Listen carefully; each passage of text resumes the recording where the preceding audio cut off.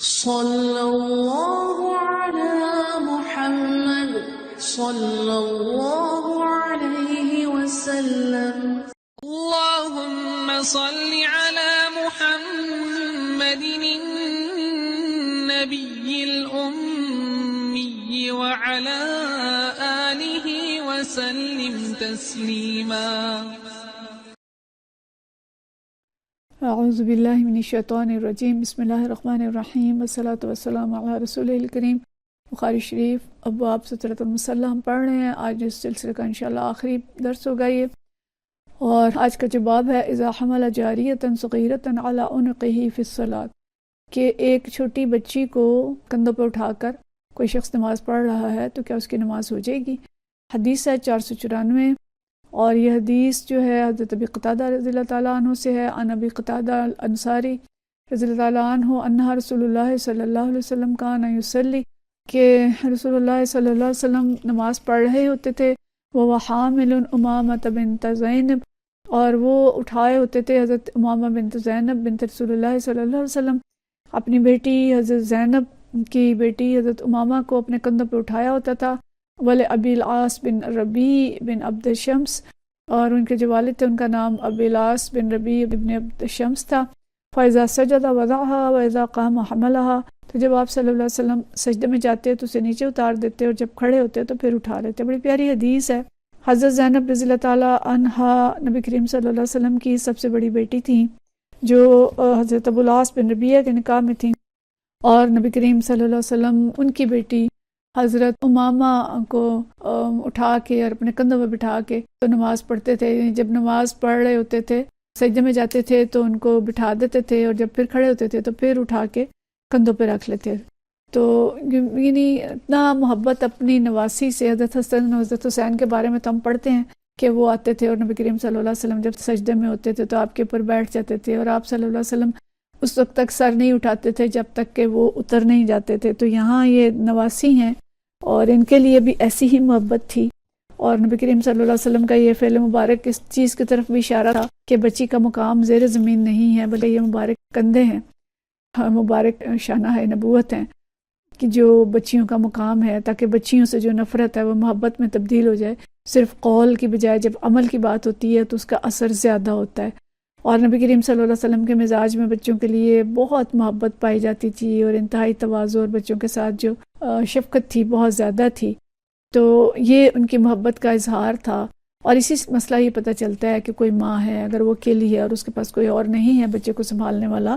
تو اپنے بچے کو اٹھا کے نماز پڑھ سکتی ہے، اور بوقت ضرورت اگر بچہ روتا ہے اس مسئلے پہ بیٹھا ہے تو اس کو اٹھا بھی سکتی ہے. تو اس لیے اس چیز کی ماؤں کے لیے گنجائش ہوتی ہے. لیکن اس میں بھی بہرحال یہ اتنا نہیں کہ وہ اٹھا کے تو بچے کو دودھ پلانا شروع کر دے، یا بالکل دھیان جو ہے بچے کی طرف ہو جائے، دونوں ہاتھ جوڑ کے بچے کی طرف متوجہ ہو جائے. تو اس میں بھی یہ کہتے ہیں کہ جو عمل کثیر ہے وہ اگر ہوگا تو نماز سے ٹوٹ جائے گی، اور عمل کثیر وہ ہے جس میں دونوں ہاتھوں کے استعمال کی ضرورت پیش آئے. اور عمل قلیل اگر نماز کے اندر آتا ہے تو اس سے نماز نہیں ٹوٹتی. تو عمل قلیل اگر کیا ہے، ہاتھ سے بچے کو اٹھا لیا اور اس کو اٹھا کے نماز پڑھ رہے ہیں تو اس میں کوئی حرج نہیں ہے. لیکن اگر بچے کو اٹھا کے گود میں لے کے دودھ پلانا شروع کر دیں، یا اس کو کھلانا شروع کر دیں، کھلونے لے کے اس کو بلانا شروع کر دیں، تو ان چیزوں سے نماز متاثر ہوگی. تو بہرحال لیکن یہاں اسوہ حسنہ نبی کریم صلی اللہ علیہ وسلم کا پتہ چلتا ہے کہ بجائے اس کے کہ ماں نماز ہی نہ پڑھے کہ جی بچے مجھے ڈسٹرب کرتے ہیں میں نماز نہیں پڑھ سکتی، وہ نماز پڑھے، اور اتنی گنجائش موجود ہے کہ وہ بچے کو اٹھا کے نماز پڑھ سکتی ہے، اور باپ بھی اسی طرح سے بچے کو اٹھا کے پڑھ سکتا ہے. اگلا باب ہے اذا صلی الی فراش فیہ حائض، کہ کسی ایسے بستر سامنے نماز پڑھنے کی کیفیت کیا ہوگی جس پہ کوئی حائضہ عورت لیٹی ہو. یعنی ایک طرف تو یہ کہا جا رہا ہے کہ عورت گزرتی ہے تو نماز ٹوٹ جاتی ہے، اور دوسری طرف یہ حدیث ہے 495 اور 96 دو حدیث ہم پڑھیں گے انشاءاللہ. اور حضرت عبداللہ ابن شداد بن حاد یہ روایت ہے، یہ حضرت ام المومنین حضرت میمونہ رضی اللہ تعالیٰ عنہ کے بھانجے تھے. تو یہ فرماتے ہیں اخبرتنی خالتی میمونہ بنت حارث، کہ مجھے میری خالہ میمونہ بنت حارث نے بات بتائی، قالت کان فراشی حیال مصلی نبی صلی اللہ علیہ وسلم، کہ میں نبی کریم صلی اللہ علیہ وسلم کے بستر پہ لیٹی ہوتی تھی اور نبی کریم صلی اللہ علیہ وسلم نماز پڑھتے تھے. وربما وقع ثوبہ علی وانا علی فراشی، بہت دفعہ ایسا ہوتا تھا کہ آپ کے کپڑے کا حصہ میرے اوپر پڑتا تھا اور میں اپنے فرش پر لیٹی ہوتی تھی. اگلی حدیث سے ہمیں پتہ چلتا ہے کہ وہ اس وقت حالت حیض میں تھیں، جو 496 ہے، اس میں یہی حضرت شیبانی سلیمان جو ہیں حضرت حدثنا عبداللہ بن شداد بن ہاتھ سے روایت کرتے ہیں، قال سمعت میمونہ تقول، حضرت میمونہ سے میں نے سنا فرماتی تھیں، کان النبی صلی اللہ علیہ وسلم یصلی وانا الی جنبہ نائمۃ، نبی کریم صلی اللہ علیہ وسلم نماز پڑھتے تھے اور میں ساتھ ہی لیٹی ہوتی تھی، فاذا سجد اصابنی ثوبہ وانا حائض، تو جب آپ نماز پڑھتے تھے تو آپ کے کپڑے کا کچھ حصہ میرے اوپر لگ جاتا تھا، یعنی جب چادر لی ہوئی یا ساتھ کوئی شخص لیٹا ہوا قریب ہی تو اس کے اوپر ظاہر چادر لگ جاتی تھی، اور فرماتے ہیں کہ میں اس وقت حائضہ تھی۔ تو اسی کو حدثنا سلیمان شیبانی وانا حائض، اس کا انہوں نے بھی اضافہ کیا ہے کہ وہ کہتے ہیں کہ کپڑے کا کچھ حصہ میرے اوپر پڑتا تھا اور میں اس وقت حائضہ ہوتی تھی۔ تو مطلب یہ ہے کہ صرف یہ نہیں کہ عورت قریب لیٹی ہے تو نماز ہی نہیں ہوگی، ایون وہ اگر حائضہ ہے تو بھی نماز ہو جائے گی، کسی حائضہ کے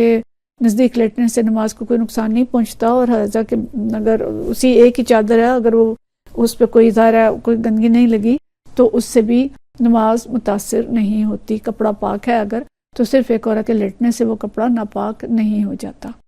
اگلا باب جو ہے یہ وہی حدیث ہے جو ہم نے پیچھے پڑھی ہے، اور اس کو امام بخاری ایک دوسرے باب کے تحت لائے ہیں۔ باب ہے هل یغمز الرجل امرأته عند سجود لکی یسجدہ، کہ کیا آدمی سجدہ کرنے کے لیے سجدہ کے وقت اپنے بیوی کے پاؤں کو دبا سکتا ہے،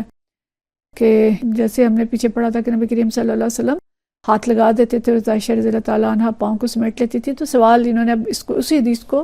اس باب کے تحت لائے ہیں کہ نماز پڑھنے والا کیا اپنی بیوی کے پاؤں کو چھو سکتا ہے، اس کو دبا سکتا ہے کہ وہ پاؤں پیچھے ہٹا لے۔ دیکھیں کتنی باریک باریک چیزیں جو ہیں وہ فقہاء کرام نے ہمارے لیے محفوظ کی ہیں کہ جو گنجائشیں ہیں دین کے اندر ان کی ہمیں سمجھ آ جائے۔ تو اگرچہ حدیث ہم پیچھے بھی پڑھ چکے تھے، وہاں اس حوالے سے تھی کہ اگر کوئی سامنے لیٹا ہے تو نماز ہوگی کہ نہیں ہوگی، یہاں اس حوالے سے ہے کہ نمازی سجدہ کے وقت اپنے بیوی کے پاؤں کو دبا سکتا ہے، یعنی اس کو چھو سکتا ہے۔ تو یہ حرکت بیوی پاؤں سمیٹ لیتی ہے، تو کیا یہ اتنی حرکت سے نماز متاثر ہوگی؟ حدیث ہے 497،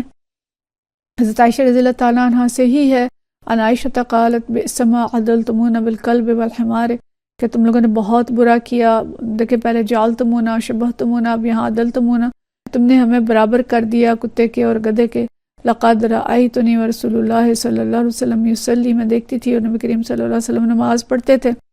وَأَنَا مُسْتَجِعَةٌ بَيْنَهُ وَبَيْنَ الْقِبْلَةِ، اور میں ان کے اور ان کے قبلے کے درمیان لیٹی ہوئی تھی۔ فَإِذَا أَرَادَ أَن يَسْجُدَ غَمَزَ رِجْلِيَّ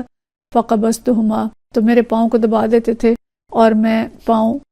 سمیٹ لیتی تھی جب آپ صلی اللہ علیہ وسلم سجدے کا ارادہ کرتے تھے۔ تو بس اس کا مطلب یہ ہے کہ حضرت عائشہ رضی اللہ تعالیٰ عنہ یہ بتانا چاہ رہی ہیں کہ عورت اگر اپنے شوہر کے سامنے لیٹی ہے اور اس کے پاؤں کو چھو کے کہہ دے کہ بھی پاؤں پیچھے کر لو، اشارہ یہ ہو، تو اس سے نماز فاسد نہیں ہوتی۔ لیکن میں یہ بار بار کہہ رہی ہوں کہ یہ چیز ہمارے ذہن میں رہے کہ یہ سب چیزیں بحالت مجبوری تھیں، جب جگہ نہیں تھی، چراغ نہیں تھے اور بڑے بڑے گھر نہیں تھے، الگ الگ کمرے نہیں تھے، تو اس صورت میں یہ سب چیزیں بوقت ضرورت کر سکتے ہیں۔ لیکن اگر جگہ موجود ہے اور روشنی بھی ہے جس سے نماز کے متاثر ہونے کا ڈر ہے تو پھر ان چیزوں میں احتیاط کرنی چاہیے۔ اس باب کی آخری حدیث ہے المرأۃ تطرح عن المصلی شیئا من الاذی، کہ کیا عورت جو ہے وہ نمازی کے بدن سے کسی گندی چیز کو ہٹا کر پھینک سکتی ہے۔ اس کو ہٹا کر پھینکنے کا بیان کہ اگر کوئی شخص نماز پڑھ رہا ہے اور اس کے اوپر کوئی چیز گر گئی ہے، شوہر پڑھ رہا ہے نماز، باپ پڑھ رہا ہے، کسی باغ کے اندر ہیں، کسی کھلی جگہ پہ ہیں اور وہاں پہ کوئی چیز گر گئی ہے اوپر، یا کوئی بچے باسکت کوئی چیز گرا دیتے ہیں، کوئی پرندہ گزرتے ہوئے کوئی گرا گیا چیز، تو اس صورت میں کیا عورت اگر اس کو ہٹاتی ہے تو اس سے نماز خراب ہوگی نمازی کی؟ تو حدیث ہے 498، اور یہ بھی ہم واقعہ جو ہے پہلے سن چکے ہیں، سب پڑھ چکے ہیں، اسی کی دہرائی ہے۔ اور یہ حدیث جو ہے حدیث ہے 498، اور یہ حضرت عبداللہ بن مسعود رضی اللہ تعالیٰ عنہ سے روایت ہے۔ عن عبداللہ قال، حضرت عبداللہ بن مسعود فرماتے ہیں بینما رسول اللہ صلی اللہ علیہ وسلم قائم یصلی عند الکعبہ، کہ جب رسول اللہ صلی اللہ علیہ وسلم کعبہ میں نماز پڑھ رہے تھے، وہ جمع قریش فی مجالسہم، تو قریش اپنے محفلوں کے لیے وہاں پہ جمع ہوئے۔ اس قال قائل منہم، ان میں سے ایک بولنے والے نے یہ بولا کہا، الا تنظرون الی ھذا المرائی، استغفر اللہ، کہ کیا دیکھ رہے ہو اس ریاکار کی طرف، ایکم یقوم الی جذور آل فلان، تم میں سے کوئی ہے کہ جو جائے فلاں قبیلے کی اونٹی جہاں ذبح ہوئی ہے، فَيَعْمِدُ إِلَى فَرْسِهَا وَدَمِهَا وَصَلَاهَا، اور کوئی جائے جو سونٹنی کی لید اور خون اور اس کی بچہ لے کے آئے، فَيَجِيءُ بِهِ اس کو لے کے آئے، ثُمَّ يُمْهِلُهُ حَتَّى إِذَا سَجَدَ اور پھر انتظار کرے جب تک کہ یہ سجدے میں جائے، وَضَعَهُ بَيْنَ كَتِفَيْهِ اور پھر ان کے کندھوں کے درمیان اس کو ڈال دے، فَانبَعَثَ أَشْقَاهُمْ تو پھر ایک بدبخت شخص ان میں سے اٹھا، اور یہ شخص کون تھا؟ عقبہ بن ابی معیط، تو ایک بدبخت شخص اٹھا، فَلَمَّا سَجَدَ رسول اللہ صلی اللہ علیہ وسلم یعنی وہ لے کے آیا، اور پھر نبی کریم صلی اللہ علیہ وسلم جب سجدے میں گئے، وَضَعَهُ بَيْنَ كَتِفَيْهِ تو اس نے آپ صلی اللہ علیہ وسلم کے کندھوں کے درمیان ایک گاندھی اٹھا، اوجری جو تھی وہ ڈال دی، وَثَبَتَ النبی صلی اللہ علیہ وسلم ساجداً اور آپ صلی اللہ علیہ وسلم سجدے میں پڑے رہے، فَضَحِكُوا حَتَّى مَالَ بَعْضُهُمْ إِلَى بَعْضٍ مِّنَ الضَّحْكِ ہنسنے لگ گئے، ٹھٹھے کرنے لگ گئے، اور اتنا ہنسے کہ ایک دوسرے کے اوپر لوٹ پوٹ ہو کے گر رہے تھے۔ فَانْطَلَقَ مُنْطَلِقٌ إِلَى فَاطِمَةَ عَلَيْهَا السَّلَامُ پھر کوئی ایک شخص جو ہے وہ حضرت فاطمہ رضی اللہ تعالیٰ عنہ کے پاس گیا، وہی جویریۃ اور وہ ایک چھوٹی لڑکی تھی، فَأَقْبَلَتْ تَسْعَىٰ وہ جلدی سے آئیں، وَثَبَتَ النبی صلی اللہ علیہ وسلم ساجداً نبی صلی اللہ علیہ وسلم اس وقت تک سجدے میں پڑے رہے، حتیٰ القته عنہ حتیٰ کہ انہوں نے اس کو ان کے اوپر سے ہٹایا، وَأَقْبَلَتْ عَلَيْهِمْ تَسُبُّهُمْ اور وہ ان کو برا بھلا کہنے لگیں قریش کو، فَلَمَّا قَضَىٰ رسول اللہ صلی اللہ علیہ وسلم صلاۃ جب آپ صلی اللہ علیہ وسلم نے نماز پڑھ لی، قال فرمایا اللہم علیک بقریش اللہم علیک بقریش اللہم علیک بقریش کہ اے اللہ ان قریش کو اپنی گرفت میں لے لے۔ 3 دفعہ آپ صلی اللہ علیہ وسلم نے یہ فرمایا، ثم سما پھر آپ صلی اللہ علیہ وسلم نے ان کے نام لیے، اللہم علیک بعمر بن ہشام، عمر بن ہشام کون تھا؟ ابو جہل، علیک بعمر بن ہشام وعتبۃ بن ربیہ وشیبۃ بن ربیہ والولید بن عتبہ وامیہ بن خلف وعقبہ بن ابی معیط وعمار بن ولید، ان سب کے نام لیے اور سے بد دعا کی ان سب کے لیے۔ قال عبداللہ حضرت عبداللہ بن مسعود فرماتے ہیں فواللہ اللہ کی قسم لقد رأیتہم سرعا یوم بدر میں ان سب کو کٹا ہوا پڑا دیکھتا ہوں، ان کی لاشیں دیکھتا ہوں بدر کے دن، ثم صحبوا الی القلیب قلیب البدر تو ان کو ایک پرانے کنویں کے اندر گھسیٹ کے ڈال دیا گیا، بدر کے ایک پرانے کنویں کے اندر ڈال دیا گیا، ثم قال رسول اللہ صلی اللہ علیہ وسلم اور پھر صلی اللہ صلی اللہ علیہ وسلم نے فرمایا وَأُتْبِعَ أَصْحَابُ الْقَلِيبِ اللَّعْنَةَ کہ ان کنویں والوں پر اللہ کی طرف سے لعنت مسلط کر دی گئی ہے، بدبخت لوگ۔ فَاعْتَبِرُوا يَا أُولِي الْأَبْصَارِ ہمارے لیے بہت بڑی عبرت ہے اس میں کہ کفار نے جو کچھ کیا تھا نبی کریم صلی اللہ علیہ وسلم کے ساتھ، آپ صلی اللہ علیہ وسلم نے ان کو دعوت پہنچانے میں کوئی کسر نہیں چھوڑی تھی، ان میں سے ایک ایک کے پاس الگ الگ گئے تھے، ان کو قرآن سنایا تھا، ان کے گھروں میں گئے تھے، انہیں بلا بلا کے سنایا تھا، لیکن یہ بدبخت جو ہیں یہ نہ صرف یہ کہ خود ایمان قبول نہیں کیا بلکہ لوگوں کو بھی اس سے روکتے تھے اور لوگوں کو اذیتیں دیتے تھے، یہ سب کے سب جو سرداران قریش تھے یہ ایک رکاوٹ تھے دین کے اندر، تو آخری حد تک نبی کریم صلی اللہ علیہ وسلم نے ان کو برداشت کیا، لیکن جب اس حد تک یہ لوگ پہنچ گئے تو پھر نبی کریم صلی اللہ علیہ وسلم نے ان کے لیے بد دعا کی تھی، اور یہ ہم دیکھتے ہیں کہ ان سب کا جو انجام ہوا ہم ان سب کے بارے میں اچھی طرح سے ہمیں معلوم ہے۔ تو اصل جو حدیث ہے وہ کس لیے ہے کہ حضرت فاطمہ رضی اللہ تعالیٰ عنہ نے نبی کریم صلی اللہ علیہ وسلم کی گردن اور کندھے سے اس گندگی اور اوجری کو اٹھایا اور نبی کریم صلی اللہ علیہ وسلم کی پشت سے ہٹا دیا، تو اس سے نہ تو نماز خراب ہوئی اور نہ ناپاک ہوئی، نہ نماز اس سے ٹوٹی۔ ظاہر ہے آپ صلی اللہ علیہ وسلم کا اس میں کوئی قصور نہیں ہے، اور اس میں اگر ایسی کوئی چیز ہوئی ہے، گندگی ناپاکی پڑ گئی ہے، تو اس سے بقایا نماز پہ کوئی اثر نہیں ہوتا۔ ہاں اگر کسی کے پاس کوئی گنجائش ہے اور اگر ایسا گند پڑ گیا ہے کہ جماعت نماز کے اندر ہے تو ظاہر اس سے نکل نہیں سکتے، لیکن اگر وضو نہیں ٹوٹا اور صرف کپڑوں کے اوپر کوئی چھینٹ پڑ گئی ہے دوران نماز ہے تو اس صورت میں جو ہے نماز خراب نہیں ہوگی، پڑھی جا سکتی ہے۔ لیکن یہ کہ صفائی کا خیال رکھنا بہرحال ایک ضروری چیز ہے، لیکن یہاں پہ جو چیز آ رہی ہے کہ اگر کوئی خاتون نماز کے دوران آ کے ان کو ٹچ بھی کر رہی ہے اور ان سے اس گندگی کو بھی ہٹا رہی ہے تو اس سے نبی کریم صلی اللہ علیہ وسلم کی نماز خراب نہیں ہوئی، لیکن اگر کوئی ناپاک چیز اگر گر گئی ہے تو اس صورت میں نماز کی اپنی فکر کرنی چاہیے، اور اگر موقع ہے تو نماز پاکی حاصل کر کے نماز جو ہے وہ پڑھ لینی چاہیے۔ وآخر دعوانا ان الحمدللہ رب العالمین۔ صلی اللہ علی محمد